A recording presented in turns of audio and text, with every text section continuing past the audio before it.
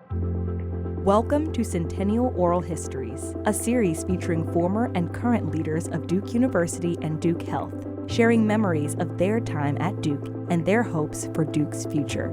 Enjoy this discussion with Bill King, who served as the university archivist for 30 years. He is interviewed by Reverend Dr. Luke Powrie, Dean of Duke Chapel. Hi, I'm Luke Powrie, here with Bill King for the Duke Centennial Oral Histories program. This is a great privilege, Bill, to be with you, to learn more about Duke University. As I understand, you served as the university archivist for 30 years, and your family and you yourself have a long history with Duke. Right. And I was told that President Terry Sanford hired you as Duke's first archivist. How did that come about? Well, that is a fascinating story. The first institutional archivist in higher education, archives in higher education, was Harvard, which should be no surprise to anybody. However, it was set up in 1939 at the 300th anniversary of Harvard. Wow. So anniversaries and archives go together well. Mm-hmm. Duke appointed a committee in 1941, to create an archives. It wasn't a priority. They got around to it in 1972. However, I like to say World War II got in the way. There were tumultuous times through there. So when several people on campus kept the idea alive, and when Terry Sanford became president, he found matching funds with the Shell Foundation. And with matching funds, they started it in 1972. And I was fortunate to be selected. I understand they were looking for, the prevailing view at the time was to hire a historian. And a committee had recommended that in 41 and then reviewed it again after the war in maybe 49 and stuck with the idea of hiring a historian. So I had a PhD in history from Duke. Robert Durden, the Duke historian, was my mentor, dissertation director. That was fortuitous. They also wanted somebody with a Duke background. And this is interesting from the perspective of this centennial. My father was in the last graduating class of Trinity College, 1924, and my mother was in the first graduating class of Duke University, 1925. Wow. So, I fit the bill. You do. Right. That's great. Well, as a university historian, right, and the archivist as well, can you say something about what moments in Duke's history stand out as most pivotal? Well, as a historian and archivist, I have a little broader perspective than just 24 to 24. The most pivotal, of course, is, I would say, is 1890 when they moved to Durham and solidified the Methodist ties that had been established with Trinity College in Randolph County. It became an entirely different institution. That was an agricultural setting. Faculty farmed in order to have enough income to live. When they moved to Durham and persuaded, and the Methodist ministers here in town were behind the move, when they persuaded Duke to accept, Washington Duke, to accept it as a philanthropic endeavor of the family, that changed everything. So moving to Durham is crucial. However, the president that they selected in 1890 came down from Yale, John Franklin Crowell, and he brought the prevailing new concept of a research university in America with him. He was studying sociology, which was a brand new subject. And when he got to Old Trinity, he combined libraries of literary societies into one college library, set up a curriculum based on research in primary sources, had a reference desk where he helped students learn how to use the resources, and he actually sat on the reference desk as president for a while. So that shifted the thought from 19th century memorization to 20th century forward research, which was based on a German model in Europe. Right. So that turn to curriculum and that move to Durham set in motion the creation of the university that we're familiar with today. Well, you've already mentioned two figures, Washington Duke, Kroll, President Kroll, who came down. Who would be some other individual figures, luminaries, that are significant in the history of Duke, in making it what it is today? Well, first of all, we now have a statue to Benjamin Duke on the East Campus that was commissioned in it was dedicated in 1999. I'm most proud of having something to do with that as setting up the archives, because we had the statue of Washington, we had the statue of James B., and Ben was completely left out. And Ben was the most significant liaison between the family and Trinity College. He had children that graduated from Trinity College. He lived in Durham. He married someone from Durham. He maintained a home in Durham and New York City throughout his life when James B. Duke moved to New York City. So Ben now gets his due, and that statue says it. People ask, who is this man? Or if somebody's giving a tour, they say, here is because. So, and then President Kroll, President Kilgo is overlooked an awful lot. He was president for maybe 15, 16 years, a long time. Cemented the Duke family to continued presence. Anybody that's studying Duke history really needs to look at Kroll. We had our first Native American students during his tenure. Before 1910, we had our first international student from China. We had our first Jewish student. Trinity is a unique, very respected, reputable private school in the South. And that, of course, is created between 1890 and 1924. Right. Two examples of that is Phi Beta Kappa chapter was awarded in 1919.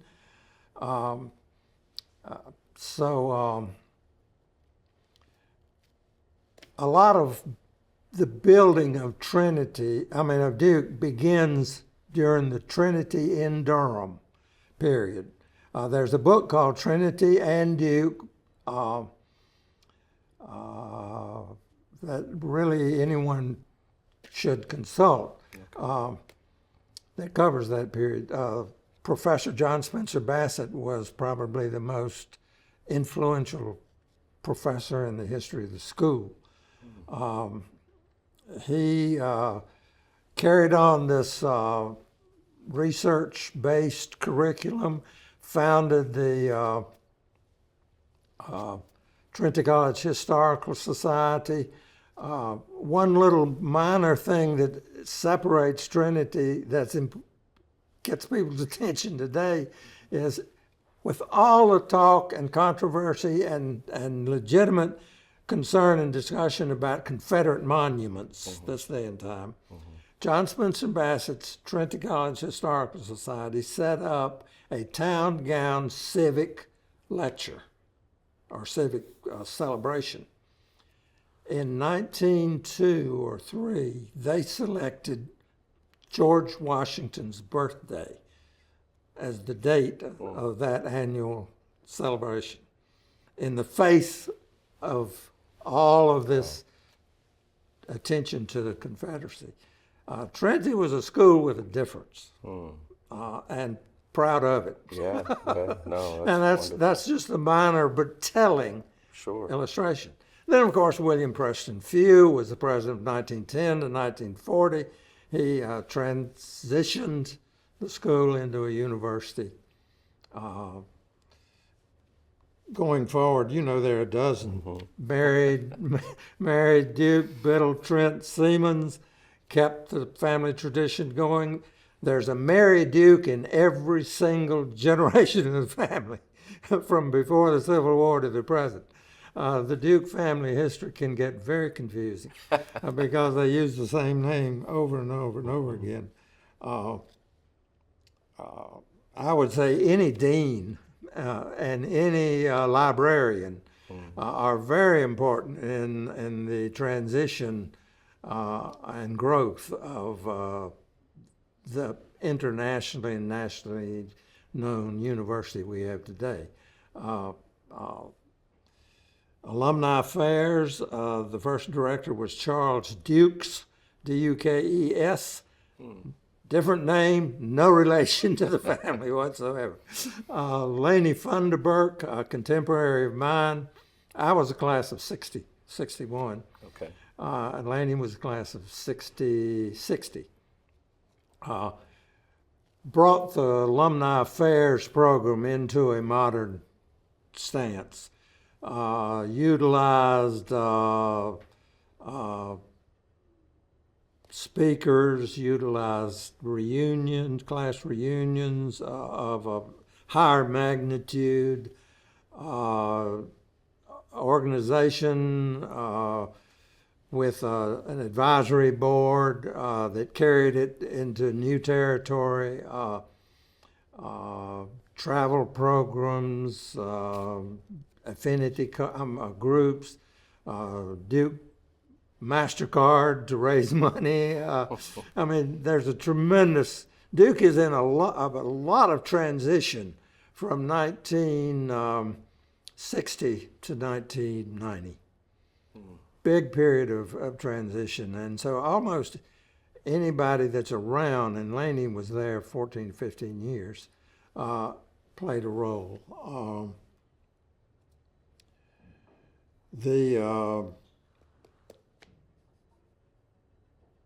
Jackie Seiler, who was assistant athletic director, took the Title IX program and transitioned women's sports clubs into ACC-worthy competition.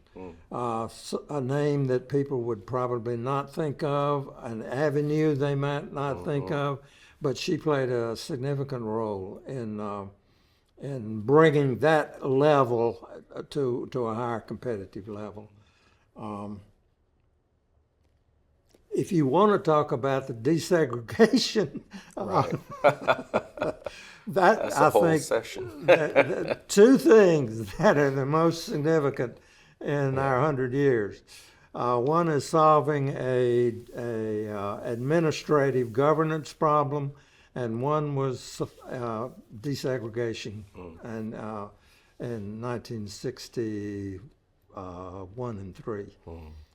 They operated simultaneously, and the president was Hollis Edens, and the faculty committee of 3 that really accomplished that doesn't get much attention.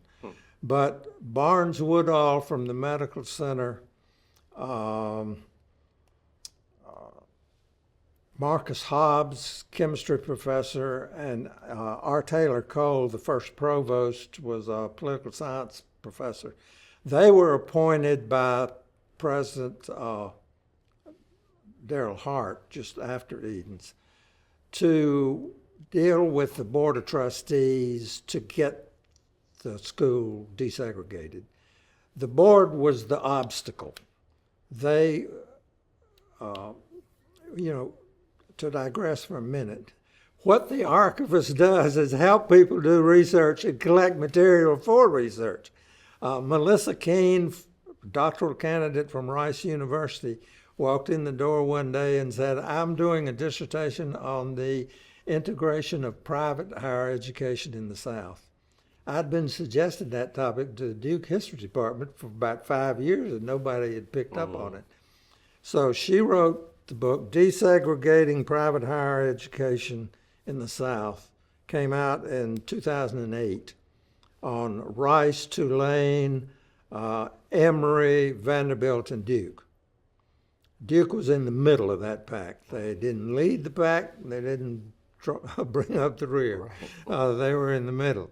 And every one of those schools had to convince their board of trustees to make a significant change. Easier in some, much more difficult in others, not smooth in any of them. And we had a board of trustees that just was not willing to take that forward step at that time. So to break down that obstacle, these three men, Cole, Hobbs, and Barnes Woodall, met with groups of trustees, small group in New York, small group in Atlanta, small group somewhere else, to convince them that the future depended on it. Federal money depended on it. It was the history of the South and the nation depended on it. It was needed and a proper thing to do. So that's how they broke down the opposition. And these three men played a very significant role. Hollis Edens is kind of called somewhat of an obstructionist. He was not one to change things quickly, but he, for a year, I think, when the board met, he would say, now we need to discuss the item of desegregation. And there would be silence. And then he would say, okay, we'll go on to this item. He saw the need for it, but he also knew who was in charge, and that was the Board of Trustees. So it took an effort, and it took a while. And so Edens played his role by pushing behind the scenes completely. And these three men, they kind of nicknamed them Troika. That was a popular term at the time based on the Russian term of three. So they certainly merit significant attention. Then Sam Cooke, the first black faculty member, John Hope Franklin, well-known, outstanding, top history professor, helped along that line. Nan Cohan, we're pushing all along. One of my favorite stories is walking down the second floor of Allen Building hallway one day, and there were electricians everywhere. There was wires everywhere. There were people working in the ceiling and the walls. And I said, what on earth is going on around here? And they said, the new president communicates by email. So they were wiring the administration building for Nan Cohan's arrival. So she's part of that, definitely part of that transition. She will be recognized for raising money. You don't have $2 billion campaigns and not change an institution. largest and most successful in the South. So there are lots of people. Tolman Trask had helped with more buildings on campus than Julian Abel did. So. In terms of utility and design and growth. So it's an ongoing transition and a tremendous amount of change. When I came to Duke, freshman 1957, tuition was $600. Wow. It's not that anymore. It is not that anymore. It was an east of the Mississippi school. We had a few from the West. Okay. Now we have every state. Every 2 or 3 years we'll get every state. We have we raised money to bring a student from Hungary to Duke during the Hungarian Revolution. The Student Government Association. He was one of a small number of international students, and now we have 70 countries represented. Tremendous growth and change. Most definitely. You ask about people, but one very important item in the history of the university is the physical plant, the actual design and building of the new university. And the name change. I've alluded to the name change, but to show you one reason for that, this is a pennant, the only one I've ever seen. You have to look at it closely. But the motto, Erudicio et Religio, is the same. Trinity College in Latin is the same. But it says NC, Trinity College, North Carolina. That's very unusual in a seal. There were probably a dozen Trinity colleges around the world, and President Few suggested that they name it Duke University with a new beginning. And so that gave rise to one myth that I think we've finally put to rest. The school is named after Washington Duke by James B. Duke. He wanted it named after his father and family. It was not named after him. He did not go shopping for a school that would take his money and change its name. That's a myth. It's often associated with Princeton.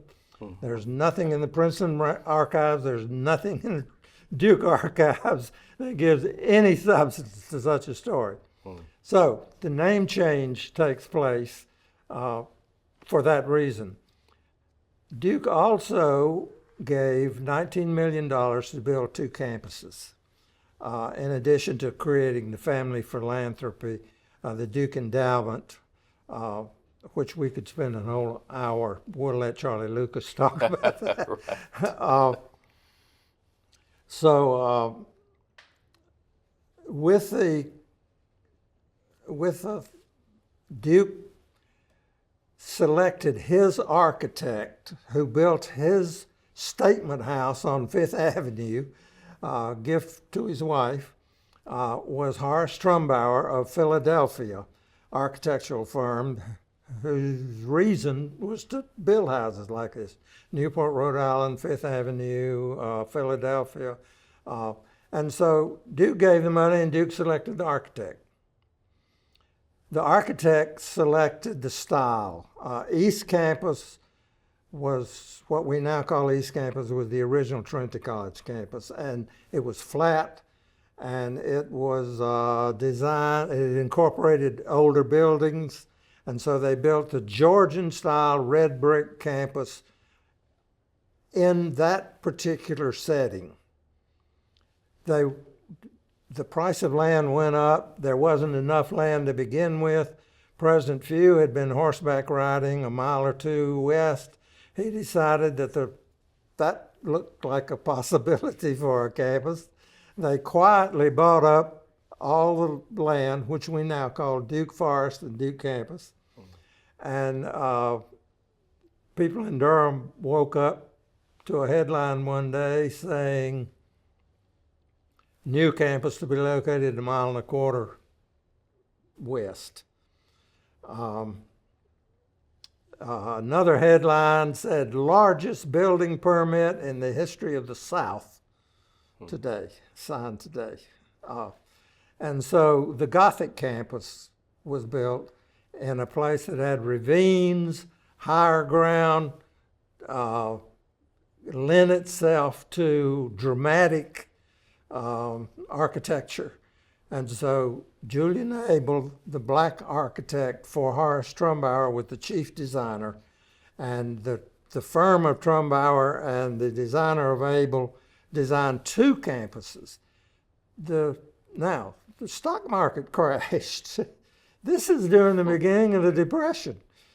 Duke got a tremendous amount of publicity for this building. Los Angeles papers, Chicago papers, New York papers, New Orleans papers, all showing photographs. Aldous Huxley, the English author, came down here, called it the best example of neo-Gothic architecture he had ever seen. So the fact that the Duke money not only underwrote the transition, but built new facilities in such a dramatic fashion, propelled the school forward. Now, when East Campus, when West Campus opened, the undergraduate men were located in West Campus, and they carried on the name Trinity College of Arts and Sciences. The graduate schools, the law school, the professional schools, med school were all located on West. The old site, the new Georgian campus, was turned into a women's college for women only. It went from 1 dorm for women to 8 dorms for women. Tremendous transition. Instantly successful because of the dean, Dean Alice Baldwin. Baldwin Auditorium is named after her because of the administration, the support. It was a coordinate college. She favored co-ed college, but because of the geography and the proclivities of the men, they created a coordinate instead. It was called the coordinate college with a 1.5 mile hyphen between East and West. Okay. Now, all the women could take courses on West, and all the men could take courses on East. And that has always been the case. 20 minutes between classes is a bit odd, but they needed that time to get from one campus to the other to make classes. Right. Dean Baldwin's idea of teaching leadership for women, now this is the late 20s and early 30s, was in the South, was very popular. And there were mothers all over the South who wanted their daughters to get the very best education, but they didn't want to send them too far north. North Carolina was far enough. There were Northerners who wanted their daughters to get a good education, but the weather was kind of bad. They wanted to send them south, but maybe not the deep south. So the location, the creation of women's college, it was harder to get in women's college than it was Trinity College. They graded on the curve where everybody got the same number of A's, D's, B's, C's, the bell curve. The men called the women curve breakers because they were smarter. And they would go into, and this literally happened. This isn't just a story. Men would go into class, and if there were too many women in the class, they'd go to drop ed and go to another section that had more men than women. Women's college was a huge success. Mary Siemens said, they had their own student government, they had their own judicial board, they had their own representative, they lived in the same dorm for 4 years. They did much of what Duke has been trying to recreate ever since. In the 60s, it was an anachronism, and people wanted a co-ed school, and women's colleges were struggling, and the women students were insisting to change. Mary Siemens, Mary Duke Biddle Trent Siemens, who was on the board, said it was the most difficult vote she made as a trustee, was to merge the Women's College and Trinity College. So it has now receded enough into the background that people don't really think about it. It's a freshman college now. Another thing Archives does is help students do their research and write. We had an honor student come in wanting to write a history of the demise, I'll use that word right now, of the Women's College. I said, you have to, this is too recent, you have to have permission of the president to use the papers.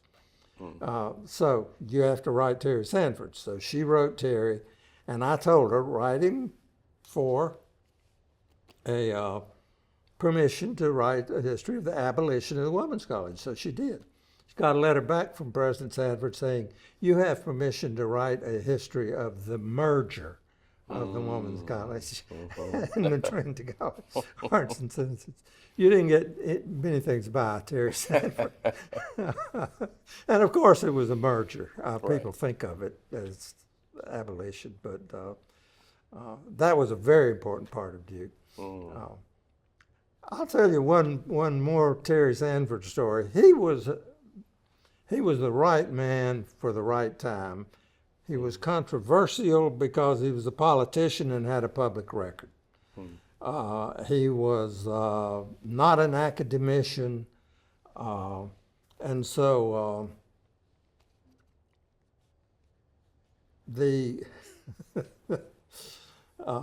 I've got stream of consciousness going here. When his presence was announced, big meeting of the National Council of Alumni Association, 2 people got up and walked out. Well,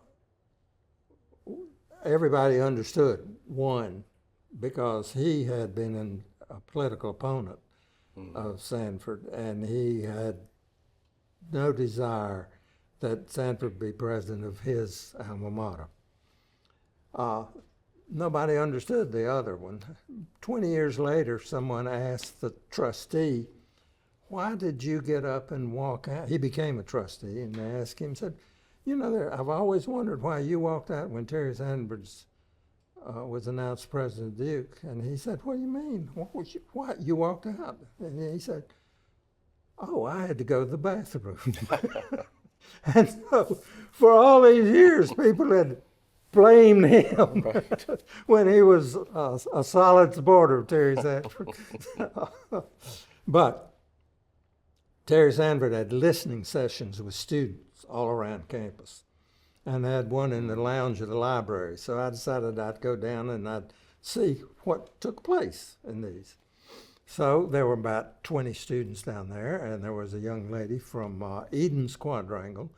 And you got the main quad, and then you got a lower level where Cohan Quad is now. It was a parking lot then, and then you got a lower level where Eden's was built. So there was a huge number of steps for the students to take. And the last section from the parking lot up to the main quad was just a footpath. Well, as the rains came and went, it turned into a muddy path. And so she said, President Sanford said, we need to have a paved walkway to be able to negotiate this path that we do 2 or 3 times a day from Eden's Quad to the main quad. So President Sanford said, you know, this is a big university and a complicated university, and I'll figure out what path to follow. But in the meantime, why don't you go back to the dorm and get a petition signed by all the students that are willing, want this walkway, and bring it to me, and then we'll get it to the right person that can accomplish it. Well, about 6 months later, they were working on this walkway. And of course, Terry Sanford could have picked up the phone, called somebody and said, Bill, it's necessary and it's needed. He got the students involved. He got a petition signed. He got them feeling like they had some influence and that the president listened to them and that this was their university and they could accomplish something. And this is just another example. He became known as Uncle Terry, one of the few people I know in the history of the school that got a familiar name. And for that to be given to a president is very, very unusual, particularly one who was selected during the Vietnam era of protests and when the higher education was being turned upside down. Right. Sanford is such a significant figure, as you say, and there's this phrase that people still to this day, you hear it, the outrageous ambitions. Right. Why do you think that particular phrase still holds true here at the university?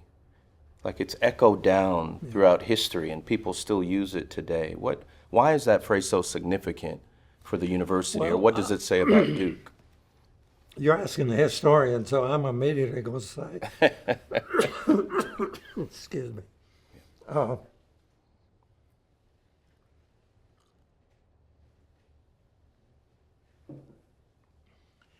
It's a memorable, catchy phrase that represents a school from 1894. So most people wouldn't make that association. right. But the school always has been in transition and been ambitious and had a role, education and religion and service. Erudicio et religio, Braxton Craven adopted as the motto in the 1850s. President Few added service to mankind many times. So Sanford is articulating history, whether he knew it or not, but from a historical perspective. Sure. Yes. He carried the step of Duke being well known, particularly in the South, one step further into being well known nationally. Like my class being east of the Mississippi School to a national school. He appointed the first director of public relations and government relations, Bill Green, and later John Burness took that position. Bill Green instituted a program of sabbaticals for journalists, and you would have writers for the New York Times, the Wall Street Journal, Los Angeles Times come to Sanford School of Public Policy for a month. They could do anything they wanted to do that month. All they had to do was just give a lecture. So they were free to do research on any topic they wanted to, utilize the Duke services. They were free from deadlines, daily deadlines. And suddenly you started having articles about Duke University appear in the Los Angeles Times, Seattle paper. Wall Street Journal. So that moved. There was a so Green and Burness carried that, and Sanford set that in motion. So outrageous ambitions is simply articulating the next step in Duke history and articulating the transition that we're always going through. Right. The next president will have a transition. Any new leadership team has a transition. Sure. Oh, that's great. You've written 2 books, or more than that, but 2 that I want to ask you about in particular. The one is If Gargoyles Could Talk, and also the other more recent one on Julian Abel and the design of the university. What, you could speak to both of those, what inspired you to write these 2 in particular? Well, the If Gargoyles Could Talk is putting together maybe 50 articles. I wrote a monthly column on the history of Duke as archivist. When I became archivist, they were using the same dialogue and the same design of all publications for 20 years. President Knight designed the new robes. They were trying to get a new identity. So I'm persuaded one of the communications people to accept an article on history, which is not easily accomplished sometimes. And so I made a point in every one of those articles to give some new information about the school, to emphasize Kilgo, to emphasize student life, the big band era, to talk about the building of the chapel, the laborers that did that, to talk about what we learned about the design of the windows, to throw President Few's inauguration, 1910, very significant inauguration. People from all over the country came to see what this Trinity College was all about that they were hearing. The rail line brought them into Greensboro. Ben Duke provided the transportation to get them from Greensboro to Durham. Presidents of Big Ten schools, Northeast schools, that's just another example of what the college was built on. So I'm going too far afield here and losing my train of thought, but No, you're great. you're asking You're great. somebody that's been around here for 60 years. Yeah. So what inspired you to write that particular book? So those columns, someone suggested that I put those into a book, and so I did. And it's a quick way to get Duke history because they're all short. It's not a monograph of 300 pages and 400 footnotes. There's not a footnote in it. But every one of them is a solid history. I cite sources from time to time, and it's an easy read. And I think people can learn a lot of Duke history by looking. If Gargoyles Could Talk was a catchy title. It is. It is. Now, let me ask you about the Julian Abel. Okay, the Julian Abel story Yeah. is a fascinating story. The administration knew about Abel from the very beginning because people would work with the designer. Right. And they would go up there and interview. They didn't think that much about it, the fact that he was black and that this was a Southern school. The chief designer worked at the home site anyway. That was the way things were done. The liaison, the face of the firm was Horace Trumbauer. Right. And so, but The 𝐅𝐸𝐥𝐥𝐵 story burst on campus in 1986. Susan Cook was his great-grandniece. Her father was Julian Abel Cook, and she came to Duke. And there was a protest against apartheid in South Africa. And students built some shanties up in the main quadrangle, and there was very controversial. Graduation was coming up, and people wanted to get rid of them for this weekend, and the students wanted to, there's a statement in support of the poor blacks in Cape Town. And so Susan Cook wrote an article wrote a letter to the editor in the Chronicle saying, my great uncle designed this campus. He was African American. He would support our cause of supporting, opposing apartheid, and we should not remove these. Well, the black students jumped on this immediately, and everyone, pretty much campus-wide, was learning that for the first time. And so that's when 1986 forward, when it. Now, Abel, there are more questions about his life than there are answers. He left no personal papers, and the firm left no records. What people know about Julian Abel is basically very little written resources, some correspondence, and oral history. Oral history can make as many mistakes sometimes as it can be accurate. But we dealt with that over a 20-year period. It evolved and became much better understood. We did research at the University of Pennsylvania, where he was the first black graduate of the School of Architecture.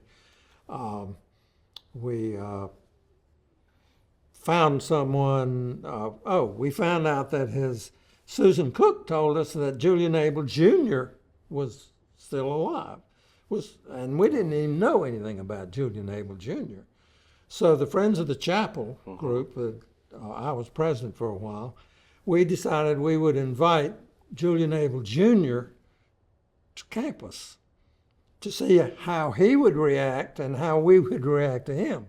Because the prevailing story was that Abel never came south because of segregation, and he didn't want to subject himself to Jim Crow. The family believed that very strongly. And so we invited Cook down, and he was thrilled to come down and walk around and see what his father had done. He was a charming man, and we established a rapport with the university, invited him and his whole family back 2 more times, and then ultimately the main quad is named Julian Abel Quad. He lived into his 90s and was here at the dedication of that quad. So I retired, went away for 10 years, came back. Tallman Trask saw me in the quad, didn't realize I was back. They'd had a committee to honor Abel. One of their recommendations that they write a biography of Abel. He asked me if what I thought about writing a biography. I told him I didn't think anyone should write a biography. I said there's not enough material to write a biography. And so, but there is enough material for telling what we know about his story, and admitting that there's a lot that we don't know. And so a couple of days later, Trask called me and asked me if I'd be willing to do that. And I said, sure. I've lived with the story for 25 years. So he financed the book. I wrote it. It's in the bookstore. Julian Abel and the Design of Duke University, and we subtitled it An Extended Essay. Now, I am convinced that he did come to campus. It was a story in the black community in Durham for years that he had been here. And so it was oral history, and just we couldn't substantiate it. But another author got interested in Abel, wrote an article. It was published in the Smithsonian. She found some other corroborating information, and I am 99% sure that he came down with a colleague. They tried to check into the Washington Duke Hotel. The colleague was accepted, and they told him that he could not stay there. He went and stayed with one of the leading black families in Durham, which happened all the time. When musicians would come through, and Duke Ellington, Louis Armstrong, you know, these, they stayed in homes in the black community by and large because of the egregious segregation. So I'm sure he came. And you can't design a beautiful Georgian campus and a majestic, beautiful Gothic campus and not want to see your handiwork. And so I now, and in this book, Julian Abel Jr. is still alive, I say it's easy to fudge. Right. Or I didn't say fudge. It's easy to accept the story of the family that he never came. Right. But there is oral tradition that he did. And that's all I say in the book. But if people ask me now, I say he came and he visited campus and saw it. It's just a sad part of the Southern story. Sure. Let me ask you about the title of the book, and then I have one other thing I want to ask you. Why do you say extended essay as part of the title? What do you mean? It's more what are than you just suggesting? a brief article. Yeah.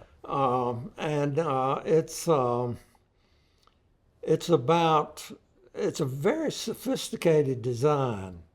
The book that explains it, and everybody wants to know Duke architecture ought to read William Blackburn's book, The Architecture of Duke University. Came out in 1939.